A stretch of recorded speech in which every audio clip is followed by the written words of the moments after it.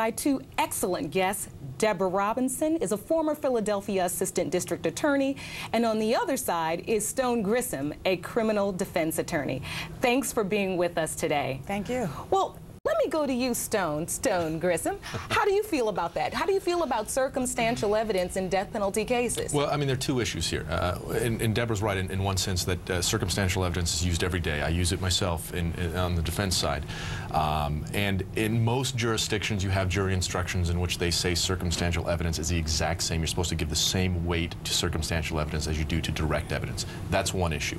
The other issue is there something inherent about the death penalty? I mean, it's a penalty. It's the ultimate penalty. Is there something about that that makes us want to require a higher standard, not necessarily of proof, but of evidentiary standards?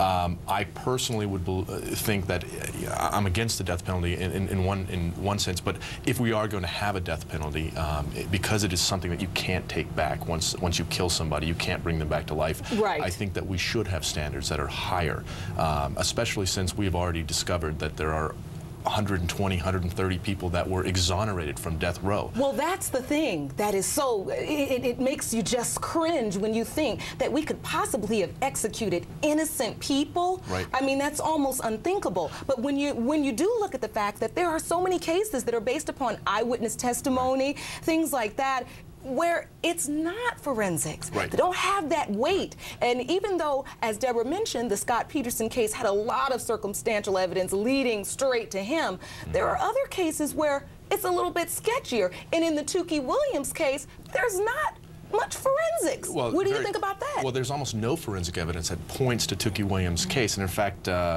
most of the evidence that's used against him is eyewitness testimony, and it's testimony of people that have particular motives, potential motives, to, gang motives that could be wanting him out of the way for different reasons.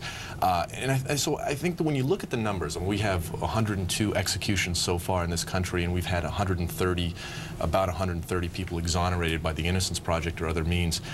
That's, the numbers, they bear out almost 13% of the people that have been killed are actually innocent. And when you look at those numbers and you see that our system, there's something wrong with our system. So it at least needs revamping, if not to abolish the death penalty. And when you say revamping, what type of revamping would you recommend? Well, I would say if you're going to have a death penalty case, you need to limit it where you have forensic evidence that ties the defendants. And in particular, for example, the Lacey Peterson case is a perfect example that Deborah talked about. If you don't have forensic evidence that can tie Scott Peterson to that crime, then he should be eligible only for life without parole, not the death penalty. You don't put someone to death based upon circumstantial evidence, I don't think. That's a scary thought. Deborah, death penalty, Stone, let me talk to you about this. Opponents of the death penalty often say that it's racially biased. It's also biased in terms of class, that rich people don't get sentenced to death.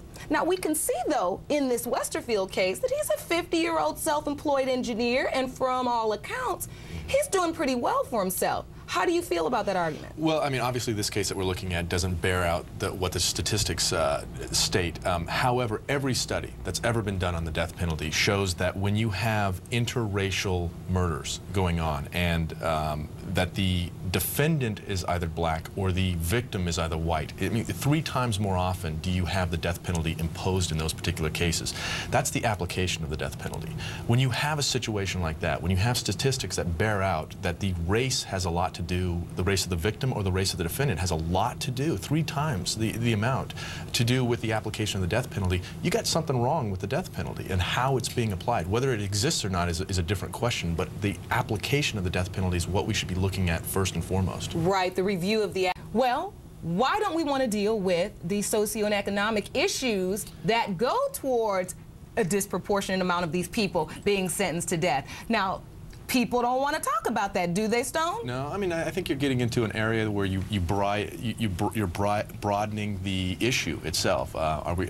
Whether the application of the death penalty is disproportionate to certain races. It's not just that the race of the defendant matters. It's the race of the victim that matters. And those studies show that when you have a white victim, jurors are shocked more for some reason, and they apply the death penalty 3 times more often than they do when the victim is non-white. That has nothing to do with how many defendants in our system, our criminal justice system, happen to be African American or happen not to be African American or happen not to be Caucasian. That has to do with the application of the death penalty dealing with victims. As far as how many African Americans exist in our criminal justice system, you're right. That is a socioeconomic problem that needs to be talked about. And I think in our country we are afraid to talk about race and talk about crime and race and the reasons behind that.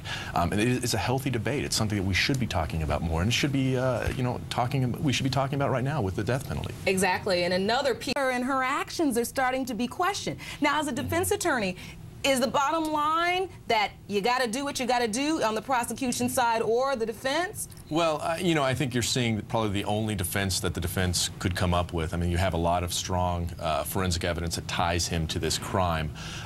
So, to some degree, you always walk a fine line when you try to put the victim or their families on trial because that can anger and inflame the jury against you. So it's a tough road to hoe, so to speak, when you try to go down that path. You really want to steer clear of trying to just smear the victim or smear the victim's family unless you have some really strong evidence and some credible evidence that you can point to. Let me